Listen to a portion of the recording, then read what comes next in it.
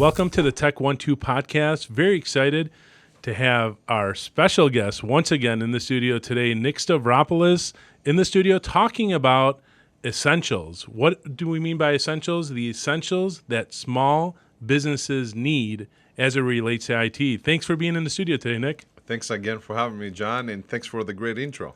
Yeah, love it. So today it's a very important topic. The essentials of what a business needs. Oftentimes we speak to other business owners and we talk to them about technology. And we know that technology spans a broad range of different services and different levels, and we drive a lot of these things based on risk. But really today I want to talk about some of the essentials that a business, whether you are a 10-user shop, a 5-user shop, 25-user, or a 1,000-person organization, what are the basics or essentials that your business needs in order to utilize the technology to help your business grow? Yeah, it's a great question. First of all, you need to be have all your affairs in order when it comes to your operations, right? So then you also have the finance side, then you have the strategy side, and then you have a bunch of other peripheral services that they're not part of your core planning. So when you sit at the beginning of the year or at the year end for the following year, as you're trying to plan your year ahead, cybersecurity technology may not be necessarily as part of your big plan for the next year, especially if you're a smaller business and you don't have, or in your mind you believe you don't have that big exposure or need to really cover that as part of your plan. So we call those peripheral needs, and that's where for many smaller businesses, less than 25 employees usually, that's where technology falls under. It's an afterthought in their mind, because what they're most excited about is for the next year is to, how can I increase my revenue, cut down my costs, how many employees will I need, what inventory, what trips do I have to take, etc. Oh, and by the way, I still have to worry about technology at the end of the day. Yeah, technology drives so many different things. And this today, it isn't just for the small business owner. It could be an influencer within an organization. It could be an IT decision maker. When we talk about, you talk cybersecurity, we've talked so many times about cybersecurity and the importance there. But why is it important that even that small business who thinks that I'm too small, what do I really need? Like this small thinking, we use this kind of, analogy playing small ball versus playing in the majors. We want to make sure that even that small business is thinking bigger too. So when someone comes to you and says, "Hey Nick, we don't need anything. We're just too small. We're a 3-person shop. We have a small business, family-run business." What would you say to them when they say we're just too small? We don't need any of that stuff. Yeah, and this has happened too, by the way, because what's hiding primarily behind that decision is I am very cost-minded. I'm very cost-aware. I really don't have the flex of funds for me to invest in something, even if I know, by the way, that I do need it. So many times that response, it's a reactive response to, I really don't want to be sold because I have really accounted every bean in my bean sack to go somewhere and I don't have enough left. Of course, there is the ignorance factor too, where sometimes, especially if you have, and then again, business owners are fantastic people, but it depends on the environment that they came from right before they started the business. Yep. If somebody came from corporate America, who is used to having a structure, understands the importance of technology for a business, may have a different approach and view when they start their own business than somebody who just decided to open a business for the first time, was never in a more organized company than the one he runs now before in their lifetime. And it's just ignorance sometimes, that not by on purpose ignorance, but just by default, because it's something that you don't know, as we say in the world of knowledge. So that can become an immediate threat to any of the important things that you have set up for your business, like operational plan, finance plan, hiring employees, privacy, security. How do you communicate with your vendors and your clients? Where do you hold that data? Especially as so many businesses now, they feel they need to have this online presence in order to even exist as a business. It puts them at a greater risk when, again, intentionally or unintentionally, they have that ignorance around the subject of technology. Yeah, and when we just talk about from a technology perspective, it's what I often hear is that they just think that it's just going to be very expensive. Like it's going to be, we're the small business. We understand that it's probably something we need to do, but don't dig a little bit deeper to understand, what the costs associated with doing it or not doing it are to the business. And there's some things that we consider more from an essentials perspective. So let's talk a little bit about that. So from your perspective, why is just general support important? Like, what would you say? Like, just having someone that you can reach out to from a support perspective. Why would that be important? Well, from finance and operations standpoint, it's huge because anytime there's support needed, that means something is at a standstill. Mm-hmm. So either an employee is not able to do the duties that have been bestowed upon them in order to finish the work for the day or the project. The company overall actually might have an issue when they reach out for support that overall all their operations are at a standstill. Yep. Or they know they can be more effective, but they don't know how to, so they're asking us for support. Hey, how can I be more effective with the use of this particular software or hardware, because I know I can get more production out of it. So at the end of the day, it's really cents and dollars. I would say more dollars than cents, that when somebody feels they have the need for support, something is at a standstill in their business. Okay. So there could be a problem that someone's facing. It could be some support for enablement. Maybe, you mentioned from a finance perspective, let's say we know a common software application in small businesses from finance is QuickBooks. So they have a problem with their QuickBooks application. They can't enter checks. They can't do payroll. They need some level of support. So that's one thing. Okay, so we've established that. What about just, proactive monitoring? Like what would from your perspective, why is proactive monitoring important? It's so important, and I'll take us a step back. If I hadn't been fortunate to work with you on this fantastic company we call Empis, where I have become so aware about why proactive monitoring and security for your business and in general for your environment is so important.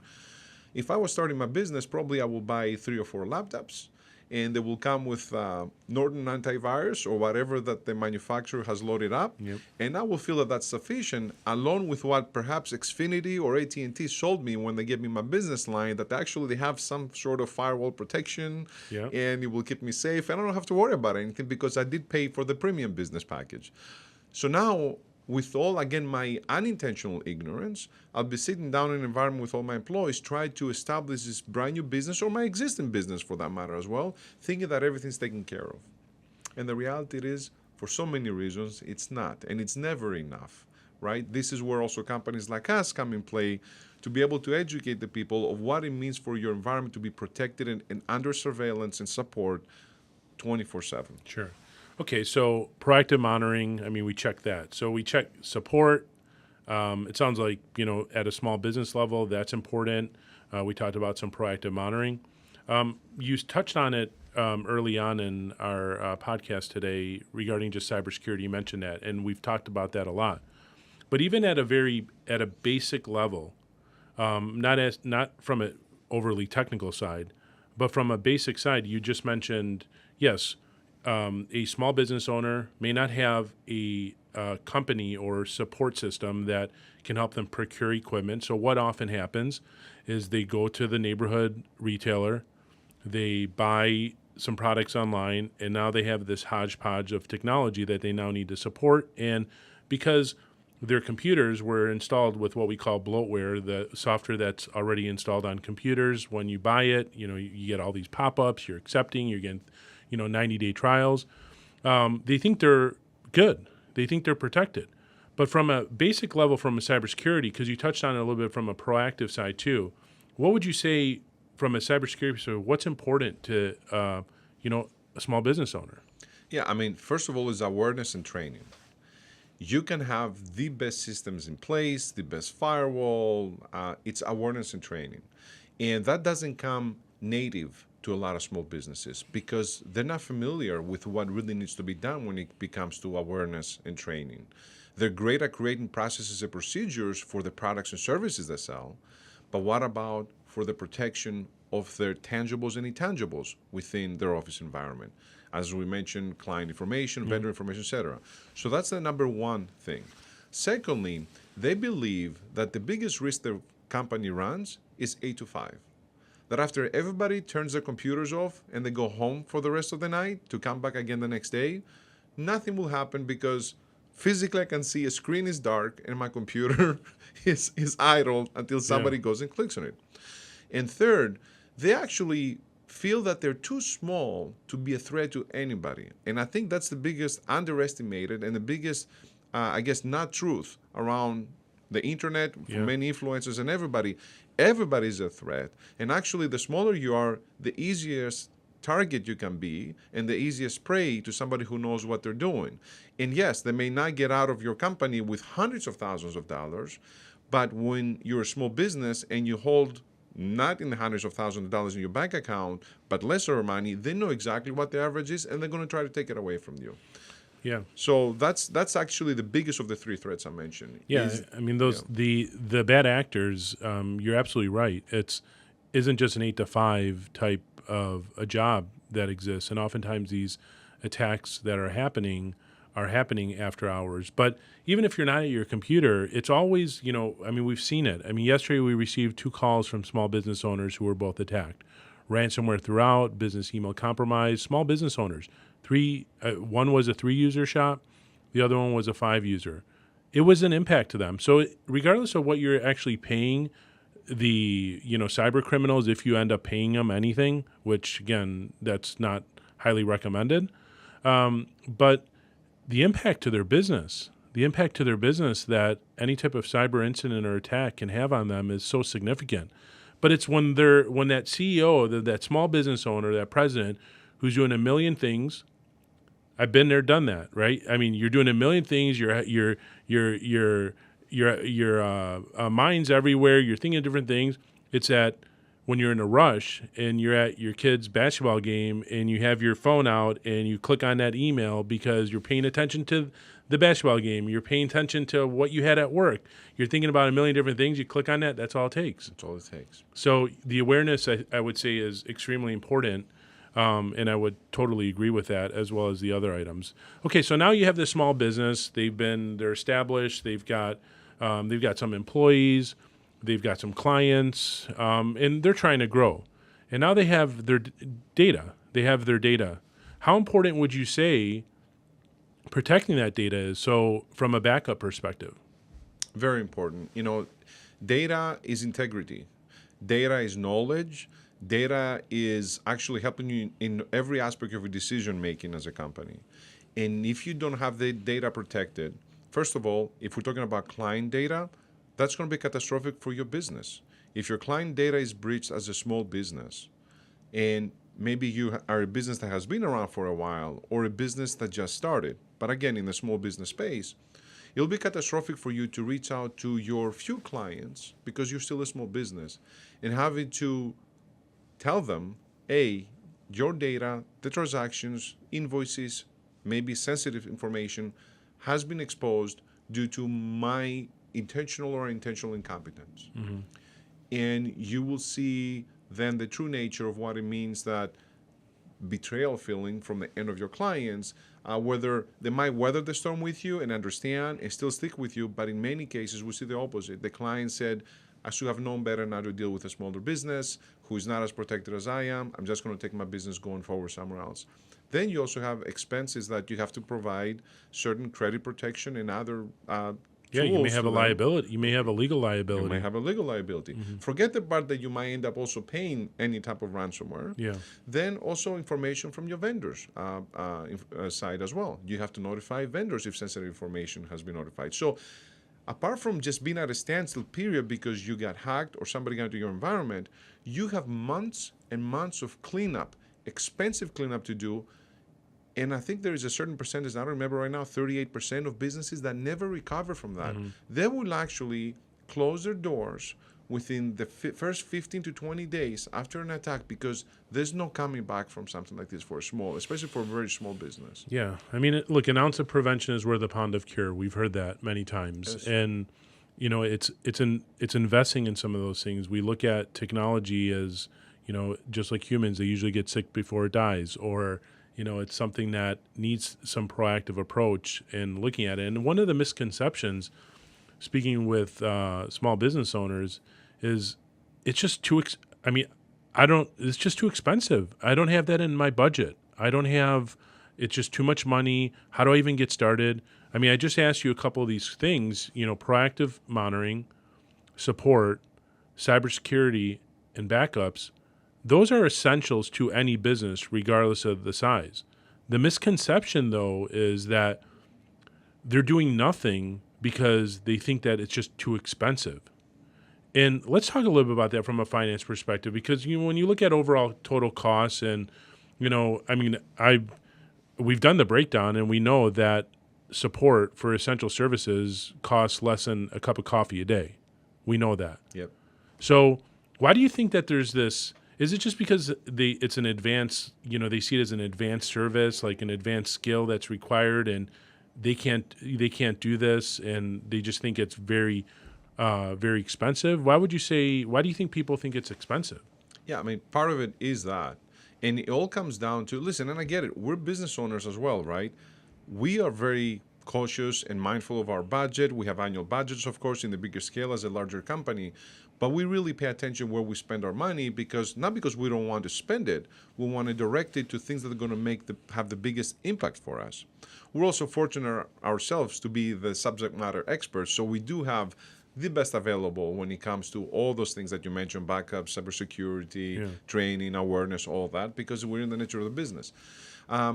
Where I think many business owners have difficulty is finding priorities. Prioritizing their spend is very difficult for a small business owner, because you mentioned yourself when you first started, you're getting pulled to a million different directions. There's things that you don't know, and that bring us back to the world of knowledge. Yeah. Oh man, I didn't know that tax lien was going to come. I thought my account had taken care of something. There's $10,000 that left the account there without even having budgeted for it. Oh, I didn't expect the tariffs to go in place now in the last 2 months. I am going to have big problems with my shipping and my access to inventory, which is going to impact my pricing. Can I really raise my pricing to the clients? There's so many examples like this that the business owners' thoughts going into their heads every day, that they lose sense of priorities, prioritization. Because when it comes to technology, then, okay, I'll put it off, and you keep pushing it down until something happens, and then actually will cost you a lot more money, as we mentioned in the previous segment of this podcast, to come back live after something happens than it would by buying the proper insurance for your business through a tech support provider, where it's going to be there thick and skin and prevent from all these bad things happening, so then you can only focus your priorities into: how do I respond to tariffs? How do I respond to the tax lien that just happened? How do I respond to the lawsuit? How do I respond to a driver of mine crashing behind another vehicle? How do I respond to where should I spend my marketing money? But you need to create peace of mind. If you don't create peace of mind as a business owner, and you just leave everything in a list of afterthoughts, it's insanity. And I know many business owners do this. The best way to fix this: take the things that you can control, like professional tech support for my business, for example. Put it into a bucket. I took care of that. I don't have to worry about that again. Yeah, get it off your plate. It's off. I got people who told me that they're going to do all those things for me. I trust that they will, because I pay them and we have a good relationship. Now I can focus on the other things. Or if minor problems happen in my environment, I know who to call, and they're going to respond to me right away, because I'm their client already. Yeah. I'm not going to call a random Joe break-it-fix-it company from Michigan to say, hey, you guys are the cheapest. Can you come here and fix something that broke into my digital environment? And they're going to charge you an arm and a leg. They don't know you. There's no trust there. Trust is a big factor as well. Yeah, I mean, the pricing perspective, or I've said this many times, and I think you agree as well. I mean, the price is what you pay today. The cost is what it costs your business in the future. So when you look at the total price versus cost comparison, and you look at what it really costs a business by, let's say the business owner is running around to the retailers to try to put together equipment. If they're doing that, what is suffering within the business by them having to manage all of that? And again, at the end of the day, is it implemented properly? Is it doing what it's supposed to be doing? The cost of equipment itself, the value isn't there. The value isn't of the people who are using it. and how they're helping that business grow. Regardless if you're a lifestyle company or a growth company, these are things that businesses need to consider. And the real point of today, too, is that things that might have even looked at as untouchable to a small business owner, I wanted to build some awareness around that business owners, whether you're small or large, the accessibility to the right types of platforms, controls, and systems are accessible to you. Even if you're just that one person operation, that one person operation who is a solopreneur trying to grow their business, they have to start somewhere.